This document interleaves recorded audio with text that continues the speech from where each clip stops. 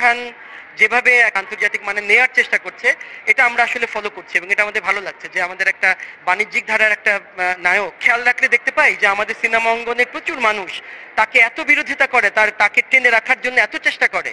এইটা আমরা যারা একটু ফলো করি, খেয়াল করি, আমরা কিন্তু খুব চেষ্টা করি যে তাকে একটা সাপোর্ট করতে।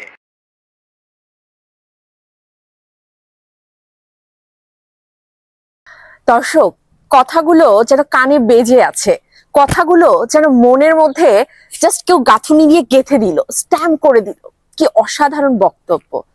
এই কথাগুলো নিছক একজন সাধারণ দর্শকের কথা, বাট আমি অবাক হয়ে যাচ্ছি যে যেগুলো কিনা আমাদের টেনশন বা আমাদের কথা, সাকিব ভক্ত, সাকিব বিয়ানদের কথা, সেটা আজ সাধারণ মানুষের মুখ পর্যন্ত চলে গেছে। তাদের মুখ দিয়ে আজকে এই কথাগুলো বের হচ্ছে।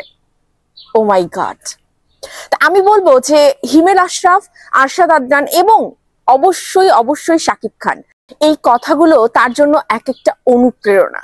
আপনি অনুপ্রেরণা পাবেন শাকিব খান, আপনি তো এটাই চেয়েছিলেন। দর্শক, আজকে আপনার কষ্ট, আপনার যে আসলে মানসিক যন্ত্রণা বা আপনি কিসের ভিতর দিয়ে যাচ্ছেন, এগুলো দর্শক বুঝতে পারছে।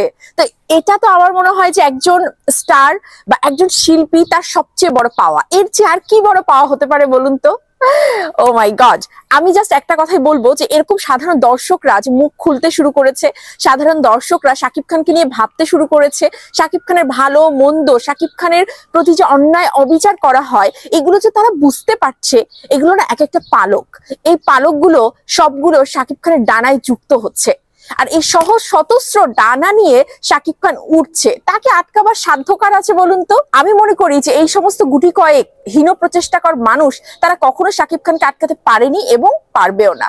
কারণ বিগত সময়ে সাকিবিয়ানরা তার পাশে ছিল, এখনো আছে। আর তার চেয়েও বড় কথা যে সাধারণ দর্শকরা এখন শাকিব খানের পাশে আছে। তারা শাকিব খানের ভালো মন্দ, শাকিব খানের যে এই যে তীব্র প্রচেষ্টা বাংলাদেশের শিল্প জগৎকে ঘিরে, ইন্ডাস্ট্রিকে ঘিরে, এটা তারা বুঝতে পেরে গেছে। আর সম্ভব না ভাই, আপনারা যারা হীন প্রচেষ্টা করছেন, আপনারা যারা মনে করছেন যে না এটা করতে দেব না, এই দরদ মুভিটা আসছে না, মুক্তি পেতে দেওয়া যাবে না, এসব করে কোনো লাভ নেই। নবাব এলএলবির কথা মনে আছে?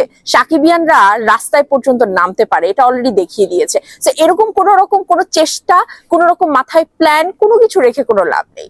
আর অবাক করে বিষয় যে প্রত্যেকবারই প্রিয়তমা দিয়ে যে ঢেউটা শুরু হয়েছে, সেই ঢেউটা কিন্তু এখনো অব্যাহত আছে এবং শাকিব খানের প্রত্যেকটা মুভিতেই সেটা অব্যাহত থাকবে। সারা বাংলাদেশ থেকে 02 ব্যাচ, এটা এসএসসির একটা ব্যাচ, সেখানকার 235 জন মানুষ, তারা সবাই এসছে রাজকুমার মুভিটি দেখতে। তারা বিগত সময় প্রিয়তমাও এভাবে ঝাঁক বেঁধে এসে দেখেছে।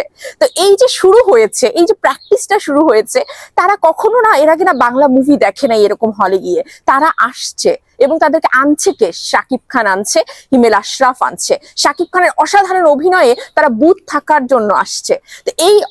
তো এই জার্নিটা অব্যাহতই থাকবে শুধুমাত্র শাকিব খানেরই জন্য। তো শাকিব খান, আমি আপনাকে বলবো যে নিরন্তর যে চেষ্টাটা করে যাচ্ছেন, আপনাকে স্যালুট। এবং আপনি আপনার চেষ্টায় যে কতটা কামিয়াব হয়ে গেছেন, এই মানুষগুলোর কথা শুনুন, তাহলে আপনি বুঝতে পারবেন। থ্যাংক ইউ সো মাচ দর্শক। আশা করি স্টার সিনেপ্লেক্স যেটা ঘোষণা দিয়েছে যে আসলে মানে আমার মনে হয় 2 সপ্তাহ কেন, মানে এই মোটামুটি প্রথম থেকে শুরু করে এখন পর্যন্ত সমস্ত সপ্তাহ জুড়ে রাজকুমার কিন্তু টপ 1-এ আছে। সো যারা কিনা মুখে বুলি আওড়াতো যে শুধুমাত্র সিঙ্গেল স্ক্রিন শাকিব খানের ঘাঁটি, অন্য কোথাও শাকিব খানের মুভি চলে না, এটা আজন্মকালের জন্য বন্ধ হয়ে গেছে। কারণ সিনেপ্লেক্সেও এখন শুধুমাত্র শাকিব খানেরই রাজত্ব, এখানে অন্য কারো রাজত্ব নেই। তাই রাজার রাজত্ব সব জায়গায়। Thank you.